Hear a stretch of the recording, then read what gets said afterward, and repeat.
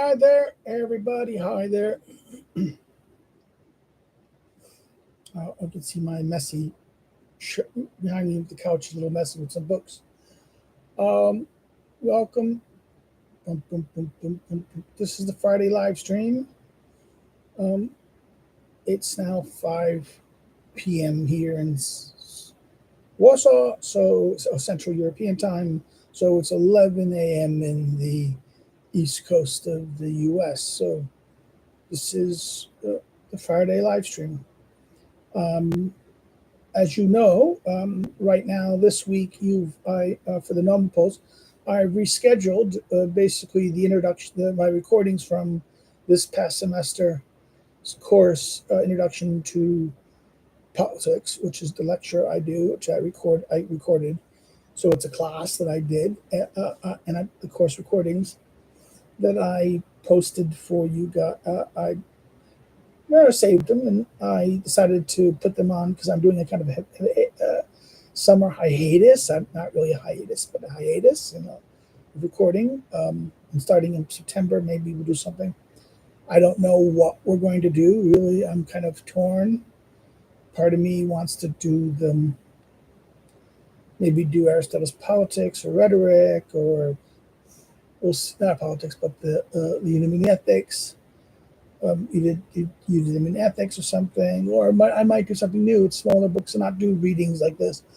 I people because if I did some books like I was talking about some books I had discussed last week in the live stream, which I pointed out to stuff like Tilly's work on violence and his regime work.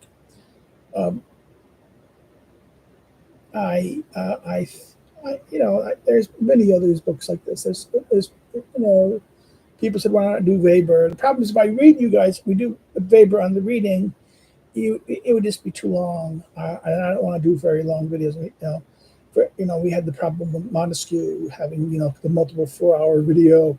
Once I pick an ordering system, I like to stick with it, and that would happen with and then when I started breaking up things and like Schmidt, where I kind of broke up things into 2 videos sometimes, and then it didn't work that way.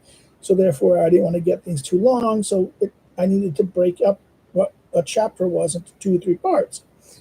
And this created some problems. Sometimes there were logical divisions that work, but a lot of times, sometimes there's not. And that was why it led to what it led to.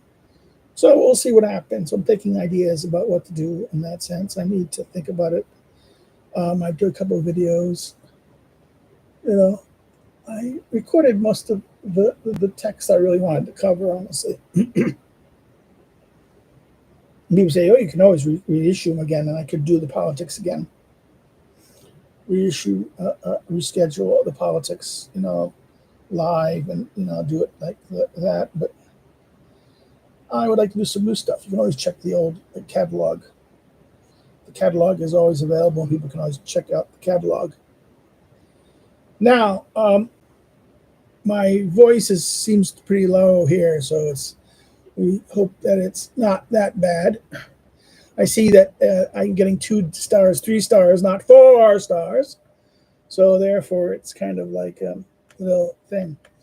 Last week, I said I was going to address 2 things. And if you saw the header today, you would see I kind of highlighted. It's Mr.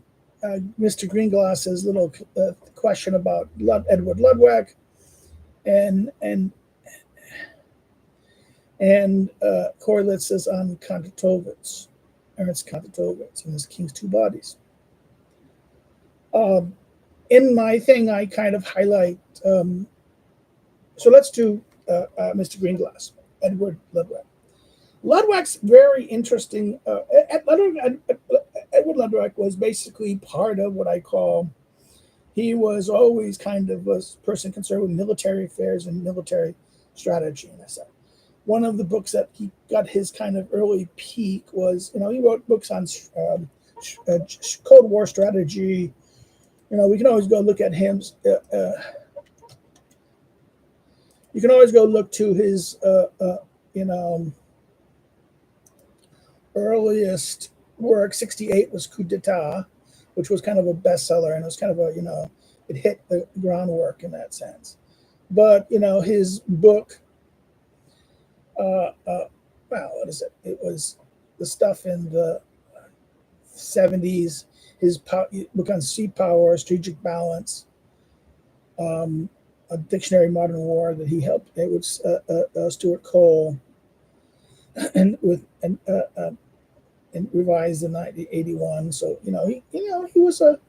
he was basically someone who studied at Johns Hopkins, got his PhD in international relations in 1995. His dissertation was forced diplomacy and Roman strategy. So he was taking strategic studies. He was interested very much.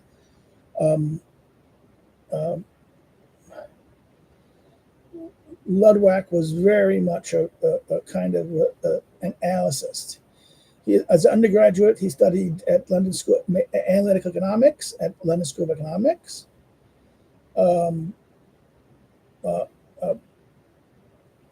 He was 26 years old when he published his book Coup d'etat, right? That was a paché of military manuals, right? The book explains in detail how to overthrow a government of a state, looking in particular at a coup d'etat in Africa and the Middle East, right? Now, this was a classic. He graduated in economics in 1969. He went to Vietnam and worked for the Israeli Defense Forces. And they moved in '72, moved to the United States to study at Johns Hopkins School of Advanced International Studies, SAIS, right? SAIS, the Johns Hopkins SAIS, the School of Advanced International Studies. He graduated PhD in '75. I talked about his dissertation. He then was 2-month visit in DC in '69. He and his former roommate from London, Richard Pearl. Now, Richard Pearl is very much part of what we call the neoconservative movement. They joined a think tank, the Committee to Maintain Prudent Peace, which was assembled by Dean Acheson and Paul Nietzsche. Nietzsche, never say his name right, to lobby Congress against. In other words, for anti-ballistic missile system. Part of the people who pushed to create anti-ballistic missiles against the ABM Accord.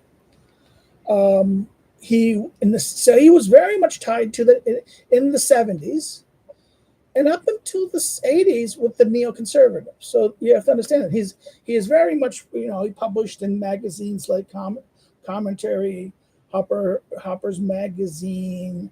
He wrote some articles that written under a pseudonym, Miles Ingot, with the title of Seizing Arab Oil, right? In other words, he was very much tied to kind of like, this thing. He wrote under his real name in the Times Literary Supplement about the Arab power. He suggested Marines should storm Saudi Arabia again. This is very much of this. In fact, in many ways, Luttwack could be blamed for a lot of neoconservative thinking about the Arab world in that sense. In that thing, he wrote an invasion strategy of Saudi Arabia and other things back in the 70s and 80s, late 70s. He published in '76 the Grand Strategy for Roman Empire, which he did that. He examined is basically taking some of his logic from his dissertation. And what happens is from the 1st century to the 3rd century AD. Now, this controversy, in other words, the historians, the Roman historian, people who study ancient history, really didn't like it, he said, because they saw Luttwack as an outsider and non-specialist in the field. However, his book is recognized as seminal because he raised basic questions of the Roman army. He showed. He later researching the Byzantine and began surviving texts. His understanding of ancient languages and languages he is a master at language. Now in '87, he published Strategy. The 1987. This is kind of the big geopolitics book. Strategy: The Logic of War and Peace. Harvard University Press, which this is widely acclaimed. It went into multiple editions, and it was revised. I highlight the revision edition of it in that sense. He was very much tied to, in the 80s, I mean, the book I knew him for was his Pentagon and the Art of War, and the on the meaning of victory in that sense. This was very important thinking about this. He was in Pentagon and the Art of War, he was advocating for massive restructuring and redesigning of the Pentagon and how it did it. Now, we have to understand the nature of the American Pentagon was a byproduct of the Cold. In other words, two things. It was a product of the build-up to World War II. Okay, that was, in other words, the build-up towards World War II led to the creation of the Pentagon. And the person involved in building the Pentagon was the general responsible for the Manhattan Project. So therefore, this real focus of an engineering project that aimed at trying to achieve military means. The Pentagon was designed to be this new modified thing and actually the Pentagon becomes the basis for the Department of War originally. And starting with 1946, 47, with the creation of the National Defense Act of, I think, 48, I think 46, or 48, I can't remember the exact year, so you get my brain, where you create the Defense Department. You abolish the war. Because historically, the Navy Department and the War Department were separate, co-equal departments. It was not, what the creation of the Defense Department did was abolish the Department of War, which was the Army, Department of the Army, which under the Department of the Army had the Air Force, the Army Air Corps. And what it did was to create the Department of the Air Force, the Department of Army, and the Department of the Navy, which was was made under the Secretary of Defense. And that was the real alteration of the security state. But still, the Cold War divided. To understand who the man who really shaped the Pentagon's mentality. First, it was right after it, people like Forrestal and the people who, right after the war, Marshall, of course, Marshall really created the Eisenhower-Marshall structure of the bureaucratic army, this highly bureaucratic, highly organized managerial army. The managerial model of this, the Army's understanding of the bureaucracy of the Army, was very much tied to this. And this is what, and actually that was radicalized under Kennedy and Johnson with McNamara. McNamara's reshaping and reconstructing and managing the military. In fact, you could argue that with McNamara, there was a real radical, the basically castrating of the military and making the militaries more subservient to the bureaucracy. Okay, and particularly outside experts, the rule of experts and foundations and think tanks like Rand and other things became very important, particularly when it came to Vietnam policy. Hence the scandal when the Rand papers, all the papers that were at Rand were copied by Daniel Ellsberg and released as the Pentagon Papers, which really highlighted, I would argue, Vietnam policy. But McNamara championed that the Rand policy doing this and what it was doing, and that and what Ellsberg did was kind of like wanted to attack this kind of thinking, even though Ellsberg himself was very much a nuclear escalationist, part of the people who brought into these Rand institutions, these kind of experts and scientists and analytical analysts who just kind of went cuckoo. Remember, that's what the Watergate break-in was really about. The Watergate break-in was more, not so much about the DNC, but to get the remember, it was a doctor's office, the break-in was. This doctor gave the office, and he was a psychologist. And he was the psychologist of many people that were very much interested in, that the Nixon people were interested in knowing. So Luttwack was very much tied to this neoconservative moment. So this, and but all of a sudden it starts to break down. He In 1991 he became kind of disillusioned with the thing. He really thought that the situation was going not so well. He went to England, he went to England to teach at the University of Bath. He was a lecturer at Bath in the 60s, but, he got rewarded, 2004, Bath is not important. I'm more interested in what he was, the prediction stuff. The first Gulf War. He really thought that Saddam Hussein would escalate, that Iraq president would evacuate Kuwait after a week or two of bombing. And that didn't happen without the use of ground forces. He didn't think ground forces. I mean, Luttwack was very suspicious that the army under the budget of the Pentagon couldn't win a war. Okay. And this is kind of like, this was the problem. He said he forecasted that it would never lead to military occupation from Iraq, for which, in other words, he opposed the ground campaign. He said bombing was all right, but if you send troops in, the nature of the American bureaucracy, in other words, his basic argument was that the bureaucracy of the army would fuck it up because it would lead to a long military occupation, which would be unable to disengage without disastrous foreign policy consequences. Now, this is what he argued like in the 1990s. So this is when he kind of, by saying this thing, this kind of led him to get in trouble with his neoconservative friends who were pushing these policies. This also kind of echoed his critique of neoliberalism economics. So,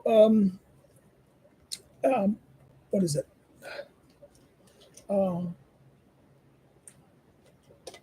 Starting in 1993, the endangered American dream. Now, in one sense, you have to understand, in 1991, he kind of opposed this. He kind of opposed the Bush people and got on the outs with that. And he embraced Bill Clinton.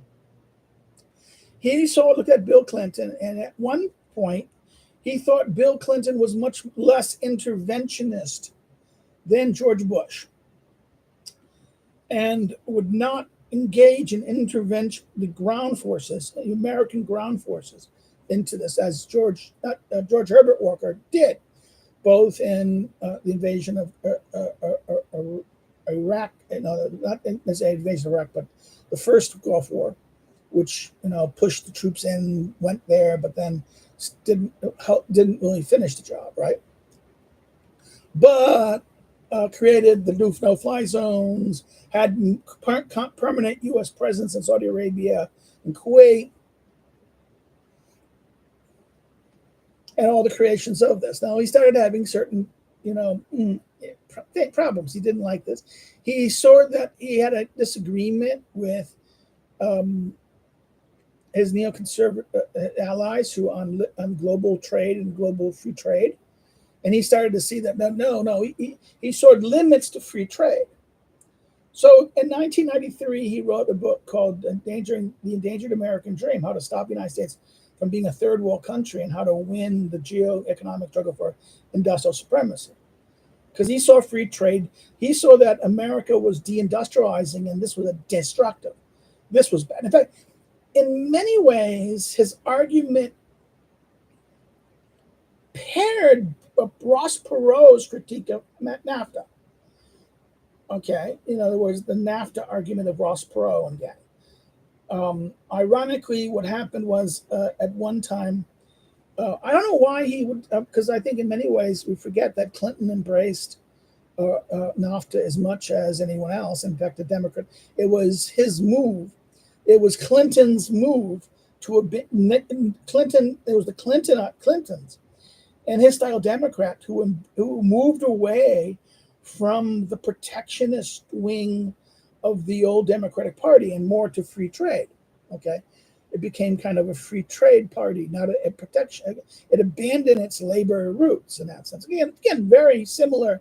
In fact, this is what Tony Blair, following Bill Clinton, echoed with the New Labor. Right, what Blair tried to achieve in New Labor was identical strategy regarding abandoning old laborers, working class, trade unionist position, and embracing a more friendly, open to the financial markets and big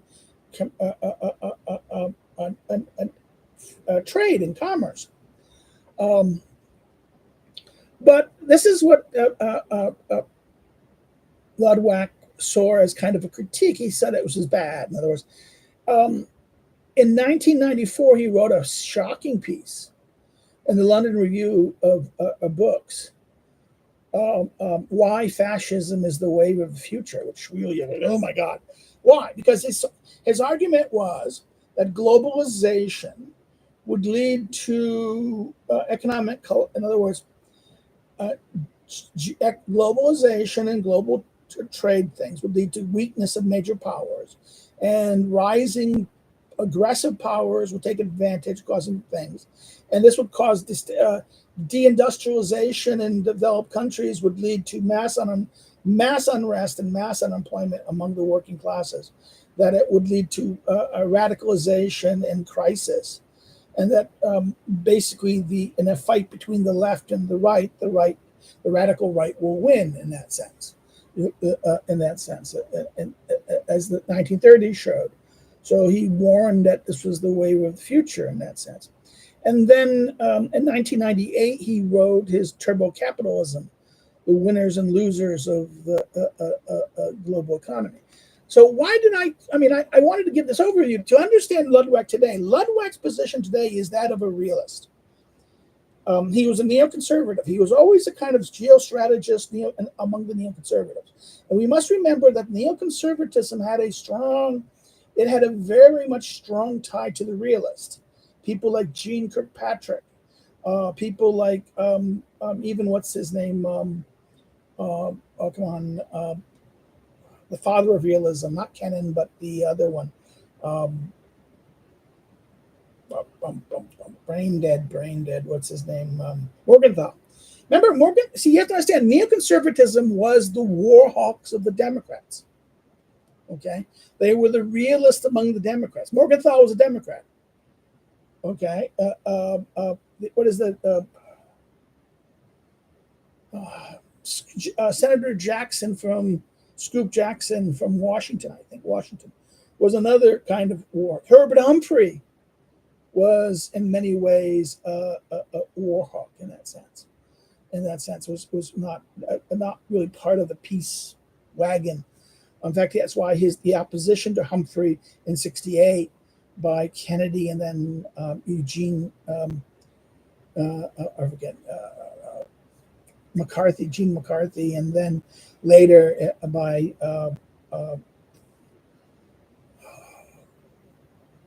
McGovern in '72.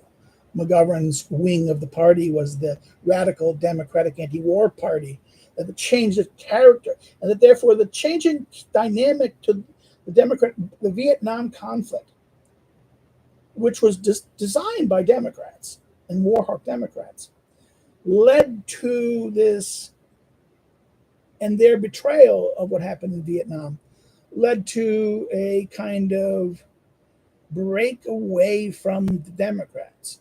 As the Democrats became more and more anti-war, more willing to appease the Soviets or to negotiate away and seek to disarm, the neoconservatives were kind of consistent with their old democratic positions. So people want to talk about neoconservatism as this Jewish Trotskyites. No, that's just a wing of neoconservatism. That was only this one former wing of what we call this Jewish New York intellectual wing, which always had this kind of thing. So you had but that was again built within this ethnic Democratic Party. So it's ethnic Democrats as well as some old Truman style Truman-style Democrats who saw Russia as an enemy and didn't necessarily want to go directly at war with them, but wanted to contain Russia. So, in other words, they were part of the consistent policy. They were anti-communist. Like Kennedy. We have to remember Kennedy was not this idea that Kennedy would have not gone to Vietnam. Bullshit. He went to Vietnam. Kennedy was responsible for fucking Bay of Pigs. Oh, the CIA did the Bay of Pigs without the CIA killed. That's complete horseshit. That they're going to assassinate him because he was going to stop the CIA.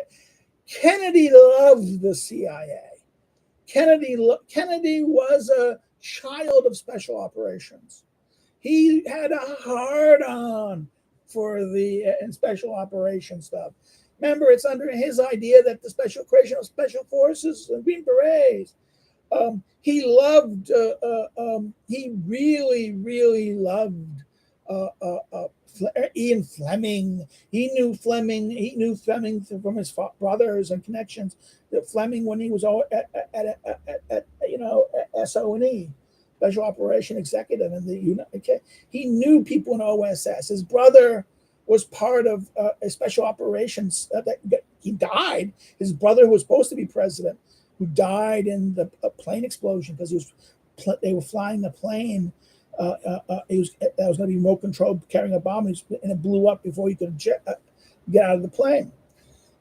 We forget why. And his own war story. He didn't go to normal Navy. He went into the PT boats, which were experimental. This is the new thing. This story that Kennedy was this pacifist or this thing. This is a Bobby Kennedy fiction that Bobby Kennedy used to kind of take seeing the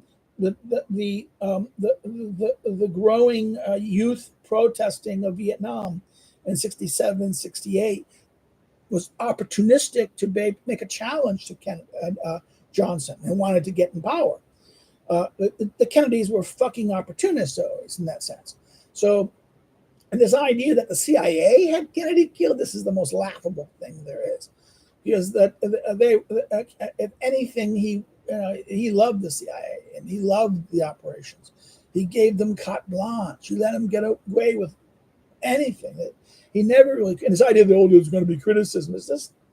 It's fiction created by certain people who wish to create an alternative Kennedy, one that would be the victim of the CIA and the right-wing military conspiracy nonsense. The joke was the person who mostly had Kennedy killed was Johnson, because they were thinking about getting rid of Johnson, dumping Johnson, right? I would joke about that. That's why at the time people joke about Macbeth, McBird. Let's forget about that. Back to Luttwack. Luttwack's critique of a Pentagon, the art of war, was basically a critique of the Pentagon's ability to wage war.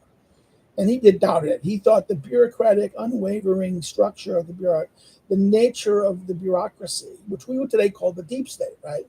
This is what the deep state really is. The deep state is not just some conspiracy. It is the permanent civil service bureaucracy who sees themselves having an independent, particularly in the arenas of military affairs, national security, and internal security, right? They seem to be untouchable, unaccountable, and completely willing to use blackmail. As we go look at the records of how Hoover, when he was director, was constantly using blackmail to intimidate not only the presidents, but also major legislators. The so-called Hoover papers, right? The Hoover files. And all the way they go burnt or destroyed. What happened to the files? This great mystery. I suspect the files, every agency, every director, every entity had similar kind of attitudes about this. Hoover was not the only one.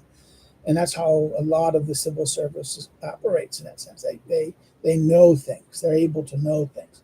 They know the dirt. They're there. They know where the bodies are buried. They cover up for the politicians. They're the ones who cover up for the politicians. When the politicians do something stupid or bit of policy, they cover it up for them so that so when a politician wants to go challenge them, they can say, "Well, wait a minute, I can tell the people this and this and this and this about what you did," and therefore, Barack Obama is a perfect example of this. Someone who came into power promising to do one thing, ending Guantanamo and things like this. And what happens is he actually he kind of does so, but not so. He does so, but slowly. He does so completely, and then when he does it, it's fictions. He creates fictions about doing so. It says doing one thing, but actually doing the opposite. Then the unrestrained use of drones to kill people, which even George W. Bush never did. So, and targeting of even U.S. citizens abroad, and also domestically, not necessarily killing, but the releasing of the NSA, which was, people want to say, oh my God, under George Bush. No, there was much more. It was under the Bush years, things were a little more restrained. It was under the Obama years that it went expansion. It went third party. It went under control, and it does. And that's why you see the crisis of the scandals of what happened, of the leaks. Oh yeah, you have the first one, that private doing it originally, but come on. That was a joke. That was a mild private in a thing that was on a server that had access to things he shouldn't have had, and he just downloaded. I mean, that was just where the other case was much more severe because he was the contractor who should have been vetted. So Luttwack's position was kind of strange. Luttwack, who was this kind of very much part of this neoconservative geopolitical thing, who then, because of his changing, because he was true, in other words, this is one thing, most of the other they were ethnic Democrats. Gene Kirkpatrick and all these people, if you look at the old neocons, where they came from, the Catholic and working class neocons, these were ethnic Democrats who saw themselves as working class and saw the rising of the working middle class as a very important achievement of a New Deal and democratic policy. Okay, this was the moment in that sense, and that unlike what happened was when the neoconservatives went Republican, and the Republicans who had very much more they were not the working class, but the GOP was the party of business and the party of entrepreneurs, not the party of the working class. The old party, the old Republican Party. It was the Democratic Party. It was the party of the working class. So as neoconservatives and their offspring entered into GOP politics, often they jettison their working class sympathies. You can see this clearly see this with the Crystals and Bill Kristol, and we can see this with John Podhoretz. Okay, much more willing to kind of embrace the prejudices of the neoliberal who wants cheap labor, wants to import cheap labor, and not concerned about domestic public, champions free trade at all costs, and not afraid of the impact that free trade has to domestic workforces. Free movement of people so that cheap labor comes. In other words, so Luttwack's position makes perfect sense. Now, Luttwack is thus, in a way, more consistent than the other neocons because he never abandoned his, I can say, this understanding of class that saw the limits to things in that sense. And I think this explains his consistency, his critique of policy, his skepticism of the bureaucracy, of the administrative state to be able to wage war. He is not, he's a realist on things, but he's not a complete. See, this is the difference between his realism and, let's say, someone like Mersheimer. Mersheimer seems to be willing to accept conceptions that big powers, in other words, smaller powers that are near here, just have no say. If you're under the control or the shadow of the big power, you don't matter. It's their interests that matter. So Ukraine and other countries, oh, I'm sorry, to let the NATO, let these little small countries get into NATO this destabilize, this is the Mersheimer kind of thing. Oh, we should have had the big power negotiations to do it. The problem with Mearsheimer's position is that this ignores that in a democratic society, little states are going to have their own little say, and that a number of little states can outnumber a big state, okay? And that a bunch of little states can significantly put pressure on larger powers. That the large powers aren't simply just able to do what they want. They have to get consensus of small states and support of small states. And no power is so strong that they're able now today to do what they were able, even during World War II. And other things, you couldn't have done, one power by themselves could not have done these things. And the lack of allies is one of the things that hurt the Germans' war effort. The Italians were their only ally. The Asians weren't really useful in the European theater, and that the small countries that the other Axis allies, the smaller countries like Romania, were just too small, and they were never really developed to any extent that they could really contribute anything. Slovakia, Hungary, Romania. I'm not sure about Bulgaria that much, but you look at this from that point of view. That okay, this is the insight of this, and coming from where he does and being understanding of these issues, I think Luttwack had his more. This is why Luttwack on Ukraine is much more realistic. He's also realistic in terms of the question of what's wrong with Ukraine's policy.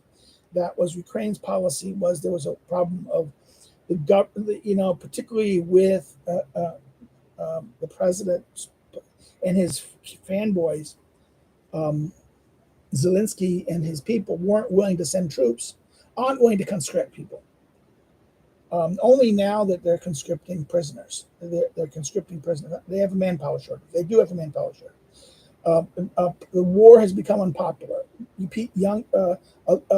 other words, they failed to mobilize effectively at the beginning. They had all those people, and they didn't effectively mobilize when they had millions of people, 2 or 3 million volunteers. But they didn't use all those people. They sent many of them back. Instead of mobilizing them and getting them trained, they only mobilized and trained portions of them. They put them back in the economy. They encouraged them to go drive and do in other words, they work on transportation and things.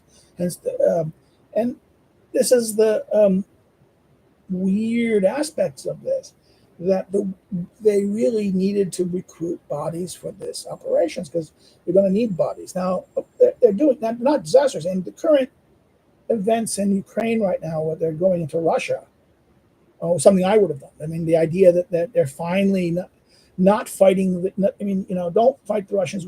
Sun Tzu, don't attack where the enemy is. Attack them where they're not. And Russia is just, northern Russia and Russia is just open for the taking.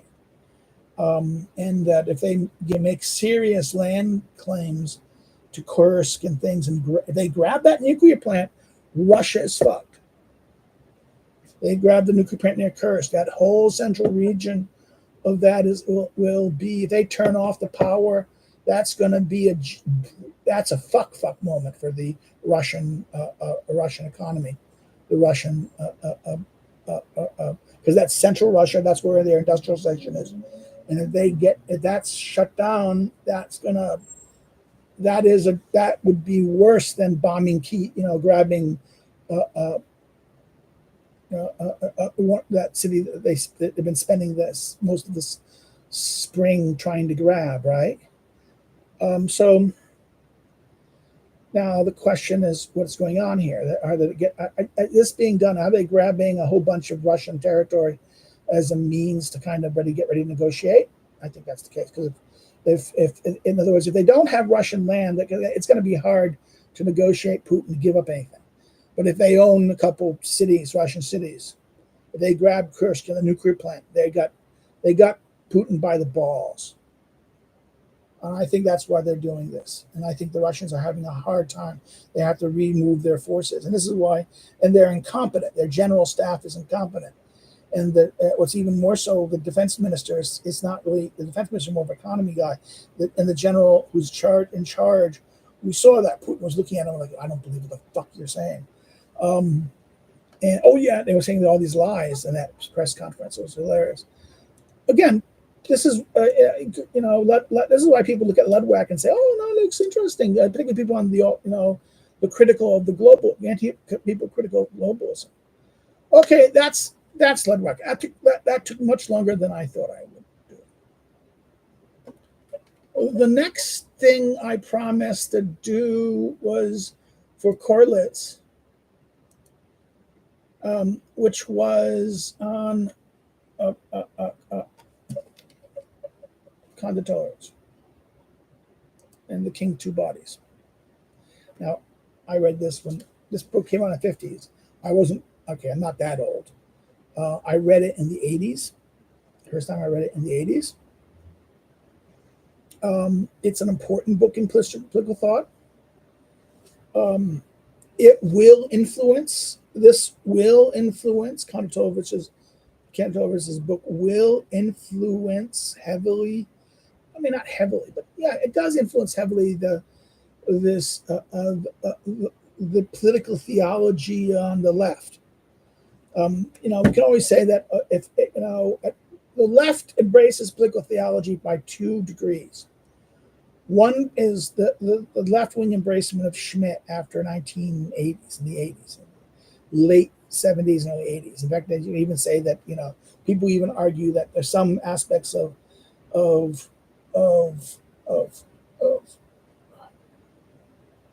Frankfurt School thinking of what's his name, Walter.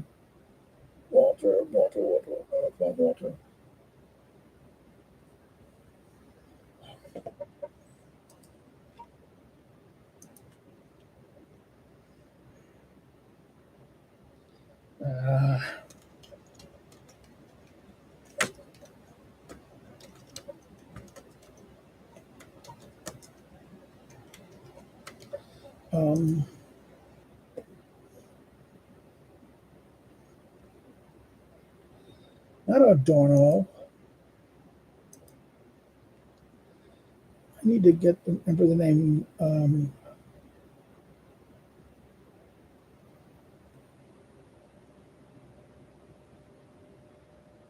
It's not driving me crazy. Not Adorno, not Four, not Pell. Okay.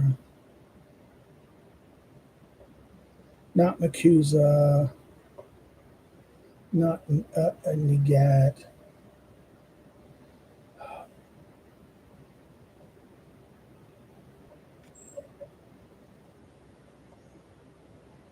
Walter.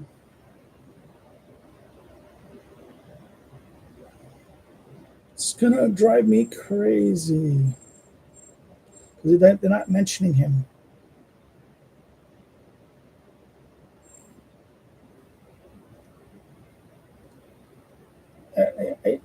No.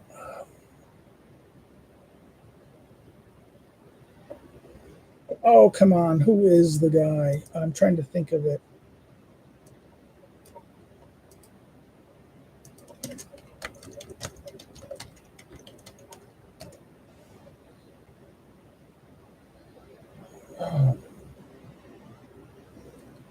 Come on,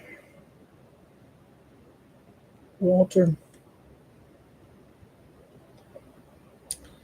I'm blanking. It's not Macusa. Everyone talks about Benjamin. Yes, Benjamin. That's it. Mental breakdown. Benjamin. Walter Benjamin was very much influenced by Schmitt. And Benjamin's role in the postmodern moment of the reacting kind of against, or not necessarily Adorno, but against, come on, what's the boy, pretty boy, the one who's the Kantian, really the Kantian democratic theory, Habermas, in reaction against Habermas, Jürgen Habermas, and the Habermasian kind of structuralism and rationalism and Kantian, neo-Kantian structure. There is this kind of rebellion towards that, and that Schmidt as kind of reaction towards it. And this is why Habermas was kind of uncomfortable with the postmoderns until the rapport and after September 11th between Derrida and Habermas, where they both kind of made peace against global America, right? But that is the point, that there is a Schmittian dimension of this that really took the political theology of this, that's left-wing understanding of Schmittian. The other one is Foucault and Foucault, Deleuze, and then later Agambin's direction, which Agambin is kind of a mixture of Schmittian theory with Foucaultian theory, Foucaultian Deleuze's theory. And this is, and why would Foucault be interested in this? Is the body, its perception of the body. That Kondratovich talks about this, the metaphysics of the two bodies, this perception in Catholic, medieval theology of the concept here, and that is that the Eucharist, the perception of Christ as having the multiple bodies of Christ, right?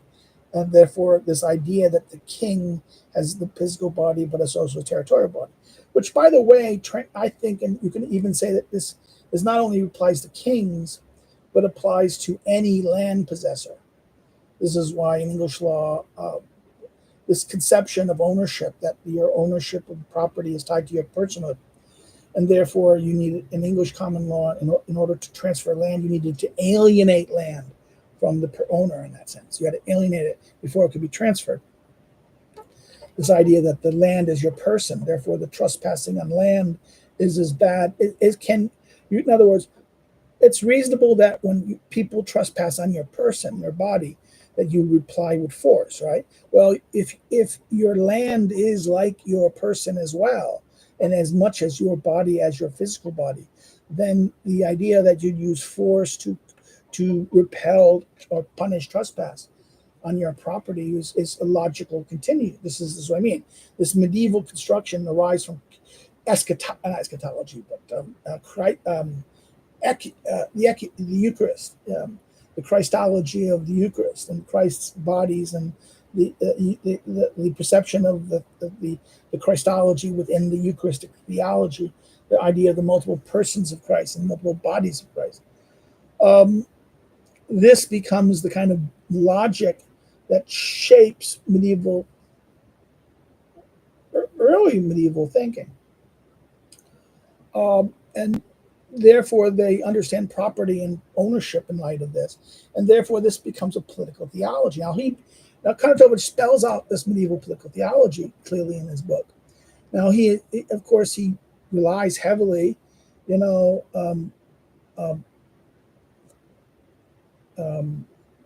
talks about the whole paper forms on the first book on the so-called the Polden's report, which collects under Queen Elizabeth, right?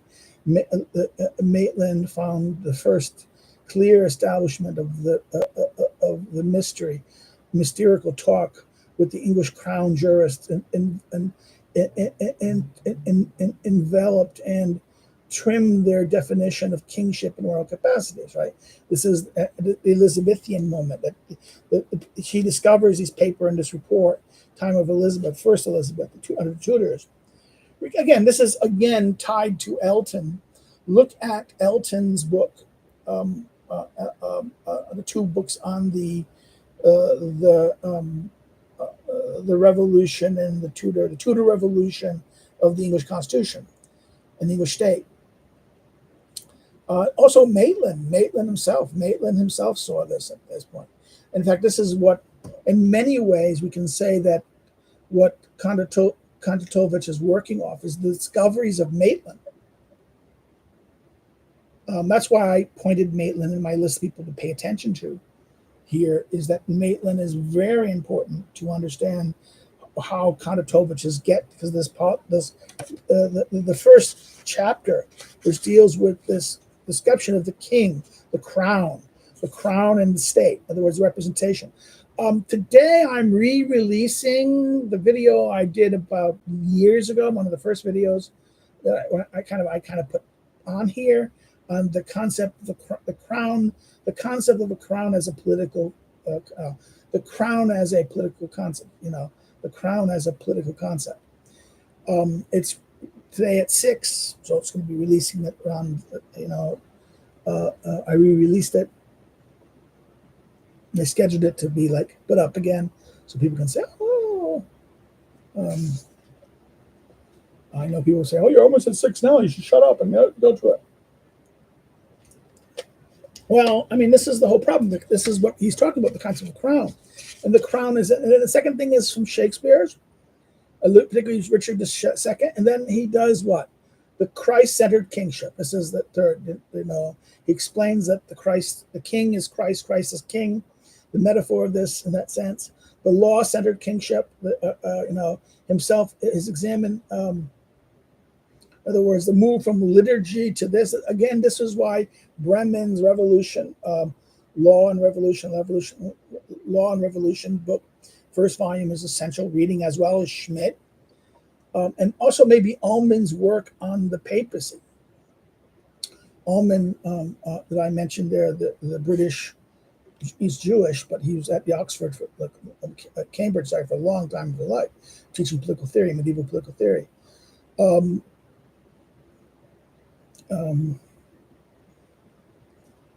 Walter Ullmann. Now, what's so interesting about this is Ullmann's account sets us an understanding of papal sort of things. That's in line with, it kind of highlights in much more historic detail what Schmidt kind of hits on in Dictatorship about the papacy and the emergency powers, right? In other words, this is talking about Schmidt is only talking about the role of emergency power and the role of decrees and the idea of going beyond having over, in other words, a papal thing that transcends all other jurisdictional, trumping jurisdictional limitation, giving absolute plenty of powers, right? It leads to this idea of the dictator, right? The emergency exercises the sovereign power for the sovereign, but is not the sovereign, right? So he does that very good extreme of this. So what's interesting is his law-centered kingship focuses, and this is the fourth section of the book, deals with Frederick II, which he wrote a very big biography before he coming, escaping Germany. Remember, this is, Kontotović, which he is a German Jew, educated Jew in that sense, a World War I veteran, a member of the Free Corps, probably one of those involved with killing Rosa Luxemburg in Berlin. He was an activist. He was an anti-fascist. He was not anti-fascist. He was a anti-communist. He was a diehard anti-communist.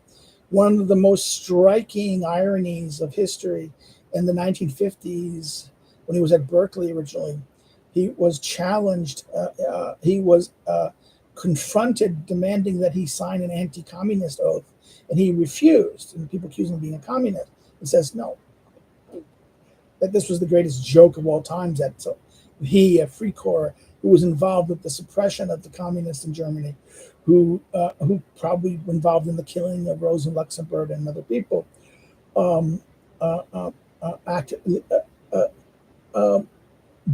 saying that he's a communist was just absurd. He would never say, this is completely unfit. And it basically forced him to leave the University of California system because he wouldn't do it. And then he was sent to Princeton, I think the Institute of Advanced Studies, right? He was, the Advanced Studies, Institute of Advanced Studies at Princeton, which had, Einstein was there, likewise. This center of institute thinking, which this is when he kind of, wrote this book at the time.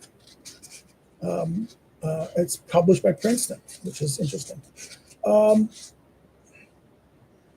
then he does his, polity-centered kingship, right? The corpus mysterium about this, the way this is the logic of the theoretical, the political idea is the eschatology, mysterious the corpus of eschati, then the corpus republicae, and then the machination, the pro patra morta, right? These dimensions of it, and he continues it. The patria religious and legal, the patriotic propaganda, and the rex and the patria, right? And then continuing on corporations, he does the idea of continuity, right? And then he deals with the fictio ficora vertalias, which is the idea of the fiction of this political body as a fiction in that sense.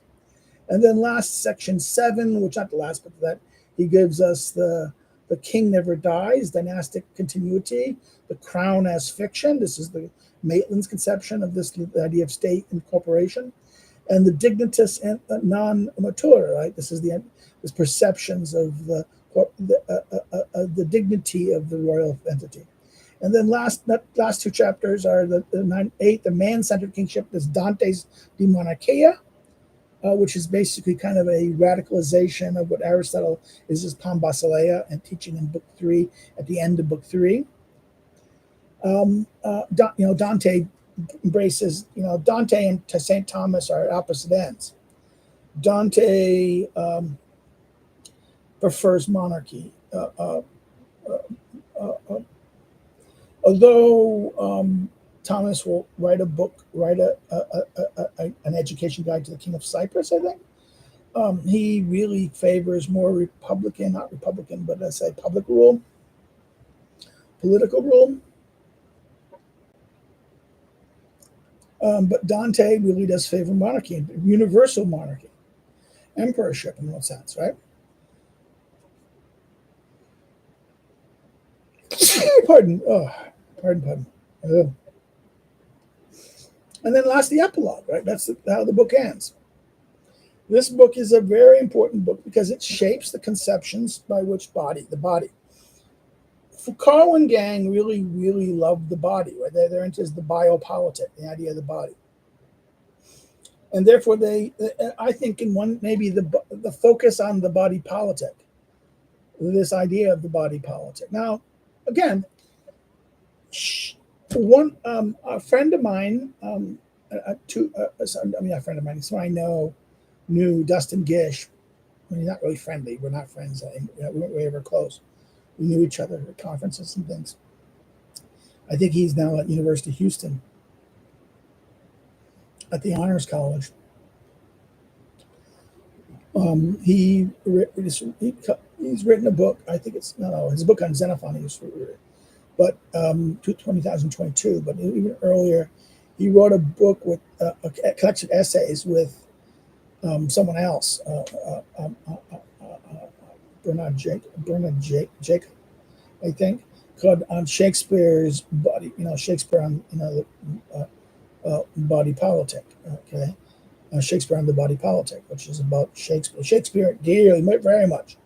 Coriolanus, one of the metaphor of the body politic and the city as a body, using Aesop's fable of the body. The city has the body, which has the belly and the head, and that metaphor is very much something that is the heart of Coriolanus, and that there is this constant theme of the body and the body politic.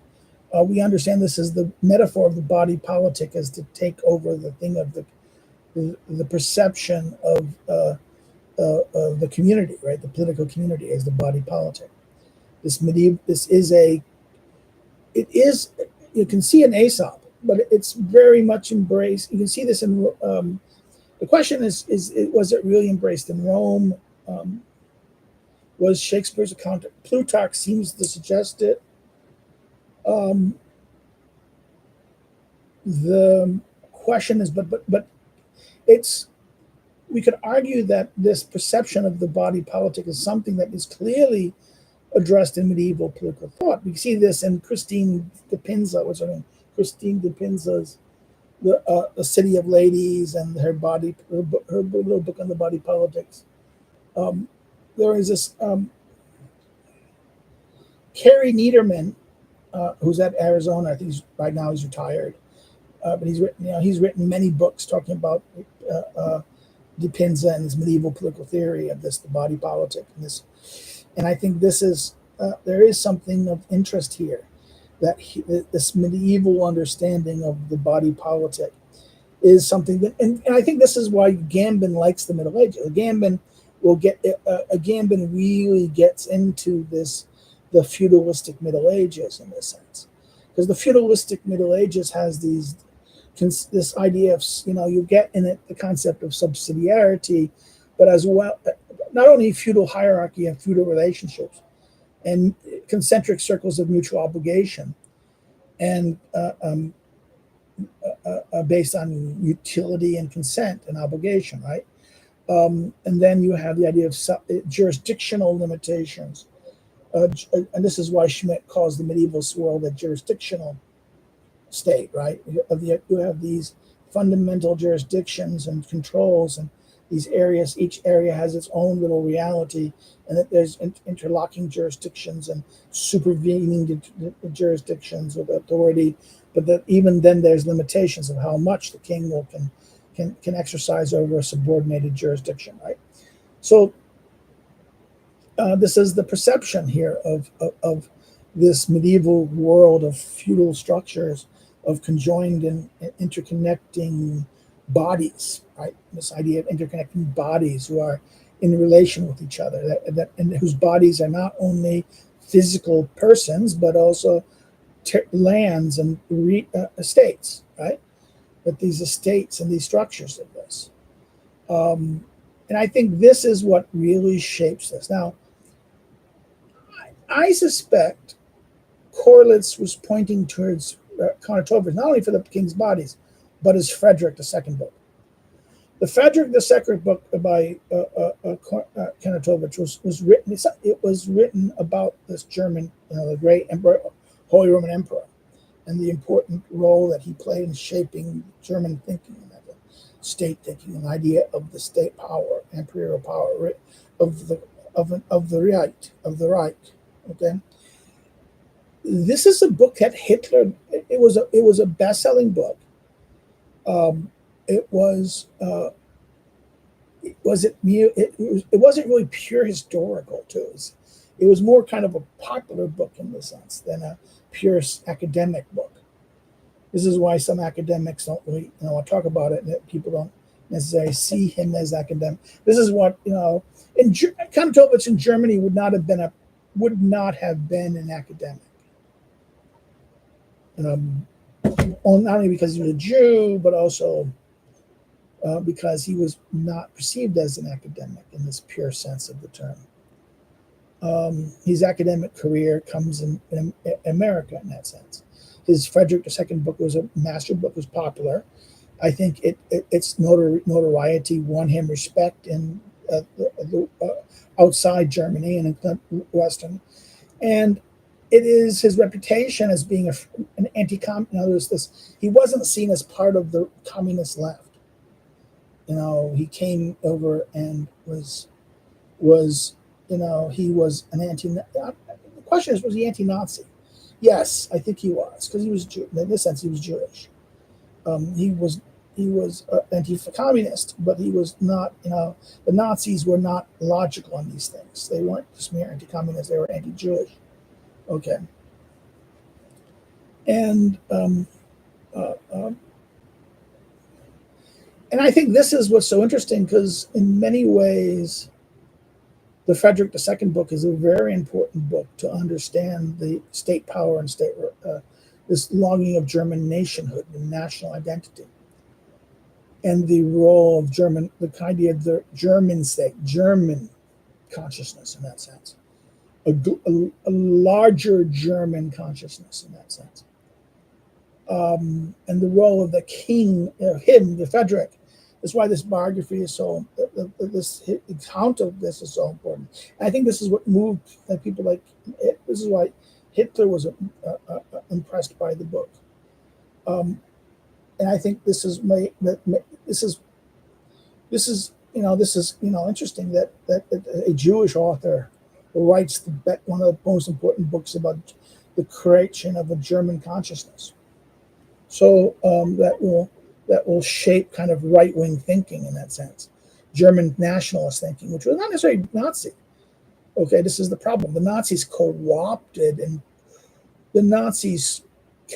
co-opted, captured, and took over and redefined German nationalism away from true German ethnic nationalism to this silly racial theory that they had, which was neither Darwinistic. It was completely anti-science. It was just mysticism. It was just mysticism on pseudoscience mysticism. Bad pseudoscience with even more shaky mysticism. So Konotovich was never one of that. This is why this is his understanding of this, and in fact, his ability to get into the biblical thing, the Christology is amazing. I would thus say that this book, The King's Two Bodies, should be read with Schmidt's dictatorship as well as Schmidt's political theology to understand things. I think because the concept of sovereignty is very much tied to the King's Two Bodies. I think that's true. Oh, where is this? Okay, I have to go. I forget who wrote it. I think Tilly wrote the introduction towards it.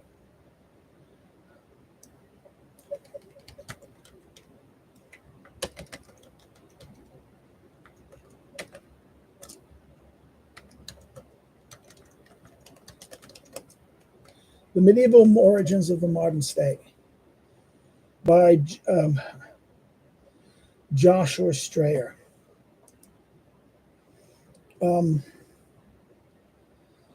This book was originally written in, it's copyrighted 205, but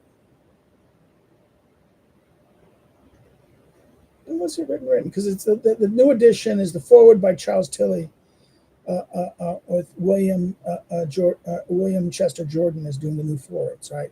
Chestian forwards. It's currently published by Princeton.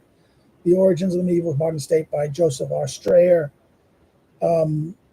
This is a copyright 2005, currently still published again in 2006, reissued in 2016. It was originally published by Strayer in 1970. Tilly very much liked this book, and it played a very important role, right? Basically, the argument is the modern state, however we conceive it today, is based on a pattern that emerged in Europe from the 1100s to 1600s, inspired. But in other words, and this book is inspired by his things. This is the argument arguing for the early history of, in short, clear. This short, clear book. Again, this is a very short book, 3 chapters. It's not that long. It's 144 pages, so it's a very short book.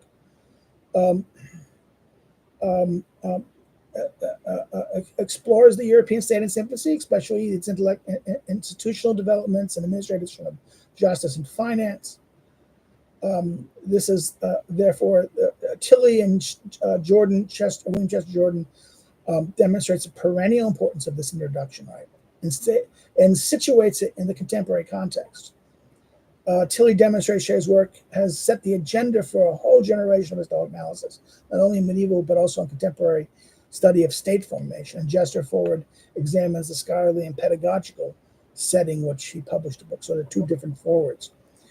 This is a very important, and I would argue the Strayer book on the origins is something that really is working kind of this idea of this out of this medieval tradition of that sense. This medieval tradition of political theory. Well, that's it. I think I gave my little talk about this, the thing about this. I mentioned someone. I didn't mention Maine, Henry James Sumner Maine, the Victorian master, whose stuff on law was very much shaped the early period in English understanding. Maybe I shouldn't do it. And the other book I mentioned in there is the Harold Berman's Law and Revolution. Both is the first volume and the second, of 1983 versus 2003, which is more about the Reformation. The second book is about the Reformation, right? But the first book deals with the same period that these guys are talking about, that this Konatovich and these period talks about. The Berman book is, again, I would say Berman's book and Schmidt are very much hand in hand. The Schmidt's dictatorship is very much hand in hand. And I would even argue that it echoes greatly. So, and then Walter Ullman's books on papal power, again, likewise, agrees with much of what Schmidt does on his dictatorship. So I think that is, I think I did a good job answering my two questions and things. My own, I'm busy trying to get my article written that let's do next September. I was requested to do, and I've been a bad boy, not doing it as I should have. I have most of it written. I have to do some editing. I have to put other notes in it, the reference and citations. So that's going to be. I have to give my wife to get it printed tomorrow, so I can get it printed, so I can have it,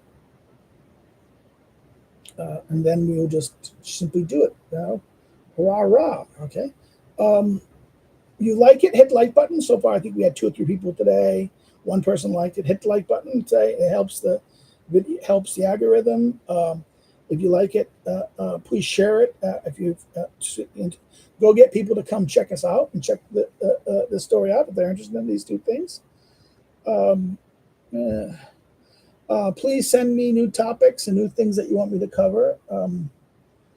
We'll see what happens with these things. I'm very much wanting to continue my interest in Feiner. I'm just talking with a colleague at Political Science Department of Washington University who I might do a project on violence, political violence. I didn't talk about what's going on in England simply because I don't want to yet. I'm still looking at, I think it's kind of too early, but, and I actually agree with Starkey is kind of right that it won't go to civil war simply because the English are unarmed. And the only arms are swords and blades and the hands in the Muslim community. And the English working class don't really handle knives and nothing. So what you're going to see is inter-ethnic conflict. I think that's going to happen. You already have Bangladeshi Muslim fighting. You have fighting between the different ethnic communities, and you have the white working class coming out and trying to be angry. You're going to have open and then uneven policing, the two-tier policing, where if you're not, white working classes repressed heavily. You saw that clearly during this situation, where the police kind of like don't. With the Muslims and the BIPOC community, they just simply don't act. They're passive. They just they may arrest after the fact. They might take their video recognition things and then arrest, maybe go after the most violent people after, days later. But they did not bring out the dogs and things like this. But with the white working class, they brought out the dogs. They acted like they did in the 1970s and 80s, right? So that therefore you can see a clear difference. Anyone with eyes, this is why. But the idea that English, I think they're right in that you have levels of strife, civil strife, that England has never saw before. It's increasing. There was always some social disorder, and particularly as political things happen, with the breaking down of the trade unions and the cities and the strikes, and there was more mass protests, and some of them went by. But you never had the Northern Ireland level of the Troubles. And even this is not Northern Ireland level of troubles. In fact, even the scary thing of Northern Ireland was that the Irish, the nationalists and the unionists were marching together against the migrants, right, demanding end of migration. which is shocking. And the government reached out to the Ulster Constabulary and the Catholic Constabulary to paramilitaries to kind of shut down the protest, and they refused, seeing this as a pure police matter. They weren't going to get involved. And if they brought the army in, if the government, if Stalin are stupid enough to bring the army in, this may lead in Ireland, Northern Ireland, to actual civil a war against the English and against the government in that sense, and may get the IRA and the Unionists to target the English government, the Labour government, which would be a paramilitary. But the English working class has no paramilitary organizations with weapons. You don't have the weapons to start a civil war. So therefore, that's not going to happen. So it won't be a civil war in that sense. It will be massive, violent, inter-ethnic fighting and attacks, and with burning and medieval style nastiness, with the tools of the weak, not using the idea of weapons of the weak. They're not going to. It's going to be asymmetric, where the police, and it with two-tier situation where they'll massively arrest the whites and the white working class and immediately put them in jail. Immediately do this, right? Immediate. Whereas the other group which will have civil rights lawyers and the professional class, the white liberal professional class sacrificing. Oh, we got to give these poor BIPOC people better lawyers. White working class, they can just fucking die, right? That's why the attitude, I think Ed Dutton's video about the hatred by the left towards the white working class and the hatred of the left by the upper middle class elites. This is the position, I think, in many ways of Matt Goodwin's recent talks, and even his value version voice of the elite attitudes towards the working classes, the white working classes, and their hatred and contempt for them, and their despise of them. This is going to lead to stasis, with the Greek concept of civil strife. Now, it's you don't have enough arms. You need arms. To have a real shooting civil war, you need arms. You can the police will have only ones armed, and they'll have the full functions of the state behind them. In other words, the full institution, until there is arms that the state can be attacked and destroyed. In other words, the only way you trouble a state is if you start targeting police and targeting judges and targeting politicians. And not even IRA. The IRA was never really that effective. It didn't really wage war. It had terror campaigns that were rather limited in effect. You'd have to really have had very effective terror campaigns. And we have to understand much of modern England is shaped by the strategies relied on to fight the terror operation. That's why CCTVs everywhere, despite the IRA. It was the IRA who did this. The reaction to the IRA to prevent this, that CCT, so they can prevent things, they can micromanage this. So they have the mechanisms of state control that the state itself can maintain itself, and it has the means. But the problem is you need soldiers.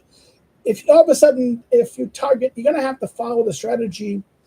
If anyone wants to do a real revolution, they're going to have to follow the strategy of what happened in Eastern Europe under martial law. That is, the society has to target the police families, not physically hurt them, but exclude them. Like their children have to be ostracized. Their family members. In other words, you have to. Anyone attached to the state, anyone who works for the police or the militia or the government, it needs to be refuse service. Don't do this. This simply don't treat.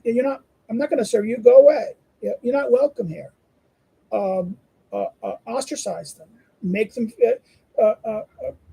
bully them. Say that this is the way. Ostracize them. Say that you're not welcome in our community. Go away. And then you're going to be a cop. Well, fuck you. Treat remember how the cops in Northern Ireland had to behave in that sense. Had a fear of, of course, no violence. I'm saying. You can't, if you use violence, that's gonna be immediately able to then retaliate and to use the full instruments of the state against you. But you can use the weapons of the weak in that sense, of protests, of social intimidation. And now, of course, you're gonna say, oh, but bullying law and hate speech and things like that. Of course, this is gonna lead to that. I'm reminded of what is that? I'm going crazy. I want to say, in the Disney movie, the Star Trek. What is it?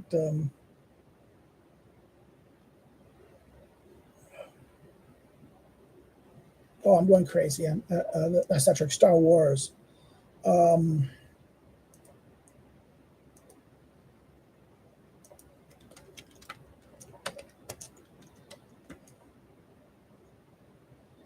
um,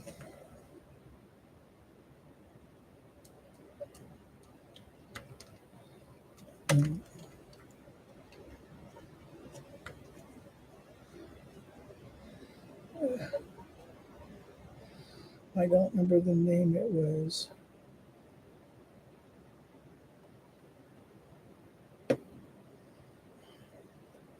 Oh, it's gonna drive me crazy now. It was last year's thing. Ethan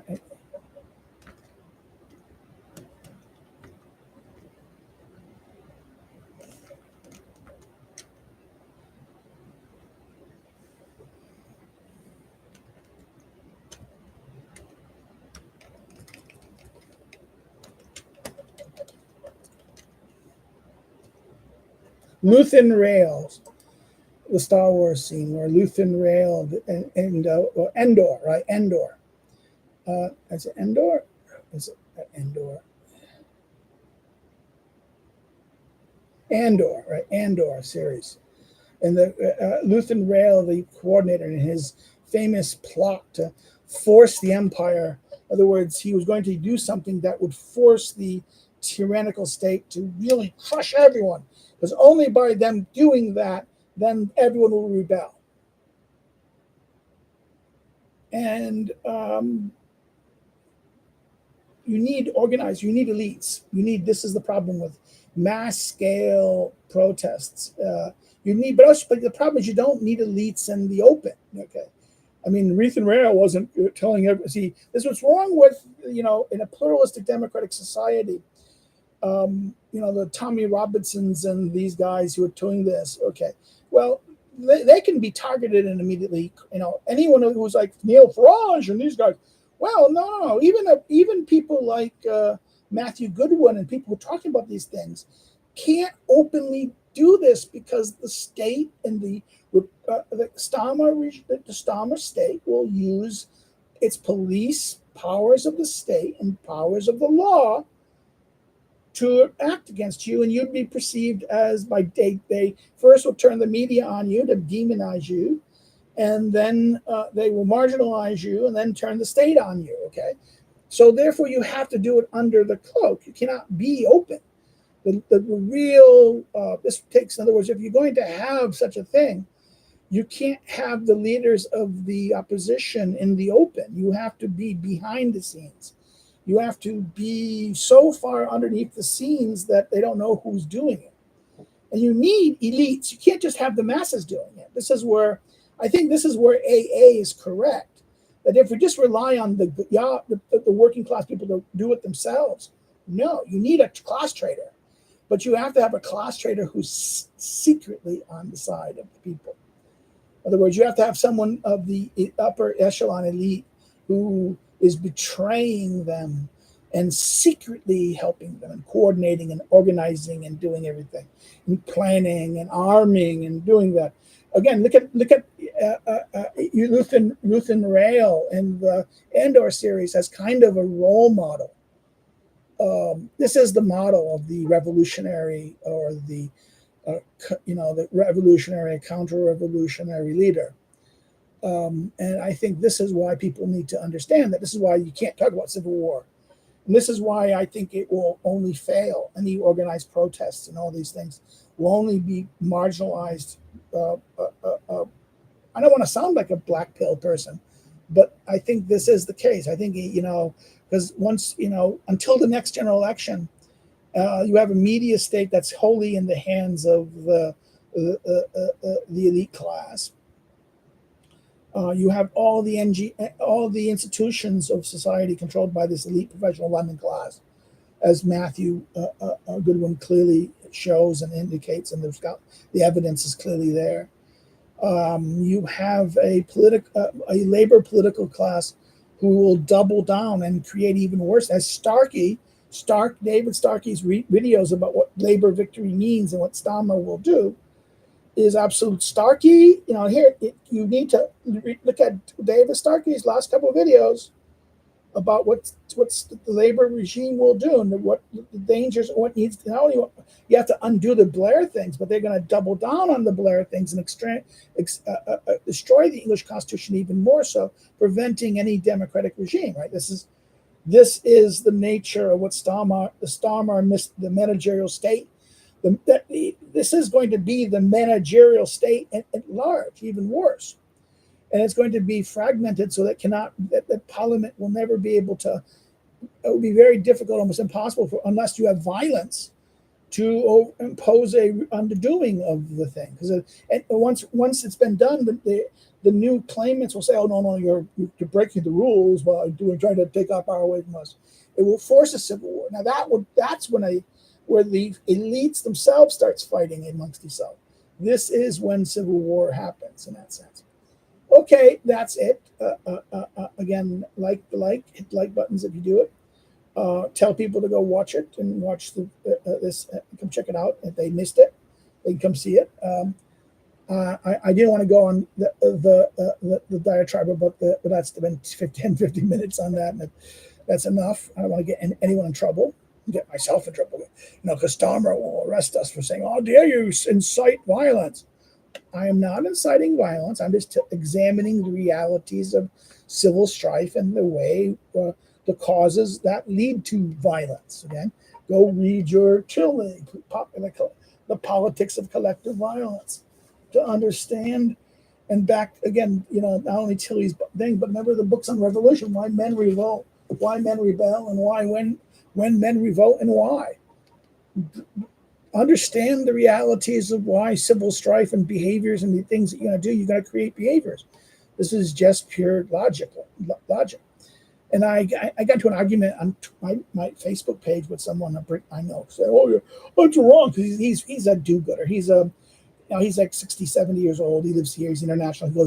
He believes in international development type. These overly university educated.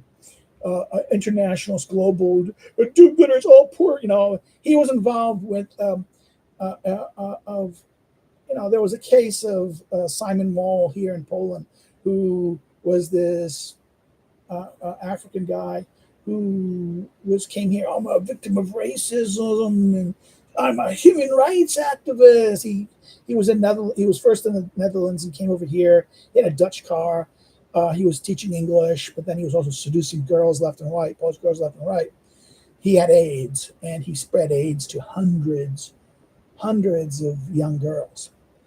He died in prison. And I remember this. I remember my friend, this guy, British guy, say, it's wrong. The police should not arrest him. They just arrested him because he's black. And they're true.